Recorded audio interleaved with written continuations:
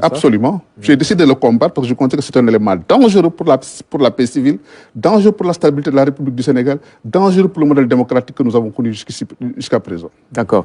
Maintenant, est-ce que vous pensez quand même que la gestion de cette affaire par l'État ou par le pouvoir a été irréprochable sur toute la ligne, vous le pensez? Non, je ne le pense pas. Au contraire, je me suis emporté sur la façon dont cette affaire a été conduite.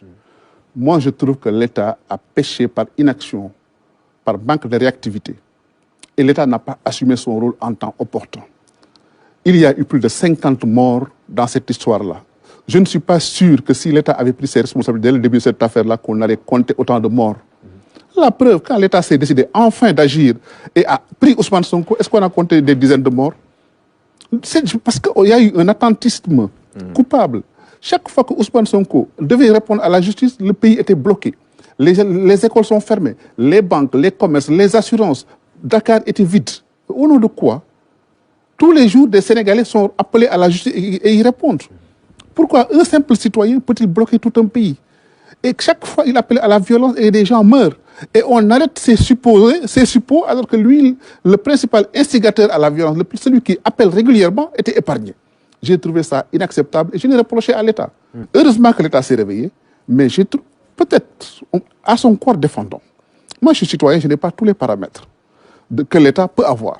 L'État peut se dire, je choisis le moment opportun pour agir. Ça. Moi, citoyen, je peux ne pas comprendre cette logique où... Par moment même, certains se disaient, mais de quoi l'État a-t-il peur? Mais justement, c'est ce que je viens de dire. De quoi l'État a-t-il peur? En tout cas, ce qui est arrivé, c'est que on peut considérer à l'État le fait d'avoir eu Ousmane Sonko à l'usure.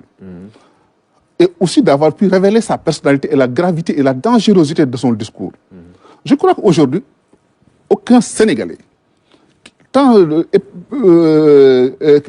peu plus ou moins objectif ou lucide, ou qui ait le sens de la vérité, ne peut pas ignorer les actes et les méfaits posés par Ousmane Sonko. D'accord. Aucun partenaire sénégalais ou aucune personnalité qui peut être à l'étranger ne peut pas fermer les yeux sur cela.